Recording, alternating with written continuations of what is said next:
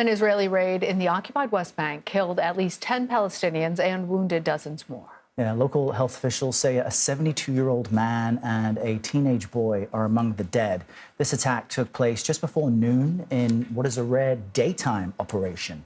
A building was destroyed in that raid and some shops were caught in the crossfire. You can see the aftermath or some of the conflict there. Israeli Prime Minister Benjamin Netanyahu's new government is pushing for a tougher stance against Islamic extremists in the region.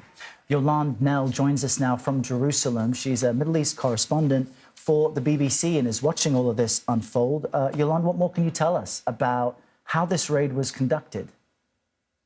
Well, this was a large Israeli military raid in the middle of the morning at a time when the streets of the old city in Nablus would have been busy. I've been there many times. It's quite a sort of marketplace, really.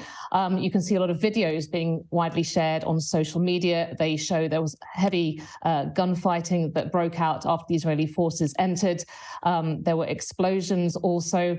You see Palestinians throwing stones at Israeli troop carriers. There were Israeli soldiers there with dogs as well. Some people who are evidently unarmed on the street also caught up as these gun battles were going on.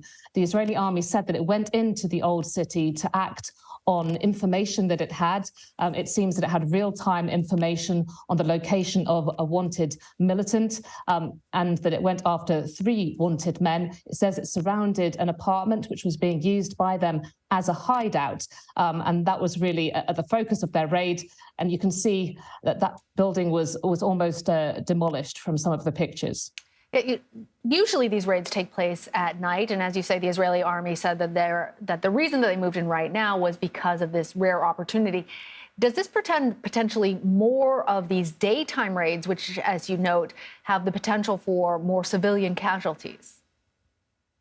I mean, that's definitely a possibility. We have seen a real increase over the past year in these search, arrest and intelligence gathering operations by the Israeli military in the occupied West Bank since there was a series of deadly Palestinian attacks. And in this case, they say that they went in because they went after these 3 men. All of them, they say, were known militants and that they had been involved in an attack which killed an Israeli soldier last October, in other shooting attacks on Israeli forces, and the Israeli military say that they were planning further attacks. But you can see that this really does have the potential to raise tensions a lot.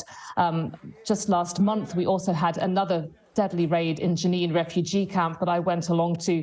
10 people were also killed there. And we were told at the time that was the most deadly raid of its kind since 2005, since the time of the Palestinian Intifada. And there were also a couple of civilians that were killed in that raid. It seems that while one of the local militant groups is saying that 6 of the people killed today were armed fighters, that there were several civilians who were killed as well.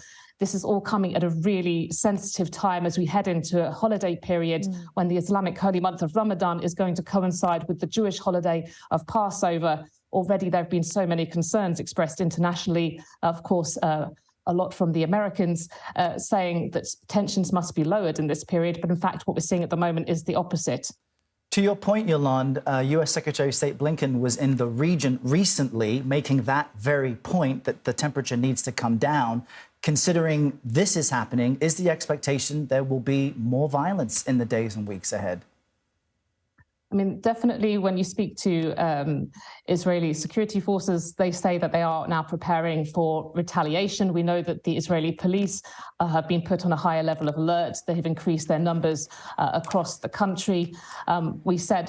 We know also that there is concern about the possibility of revenge attacks from militants based in Gaza, and there have been threats that have been made from the military wing of Hamas, which governs Gaza, saying the resistance forces there, in their words, are monitoring the crimes of the enemy and their patience is running out. So this all sounds rather ominous. And we remember, of course, as well, that after that last deadly raid in Jenin last month, which I mentioned, there was then a Palestinian attack the very next day, the most deadly since 2008, which killed 7 Israelis outside a synagogue in a settlement in East Jerusalem.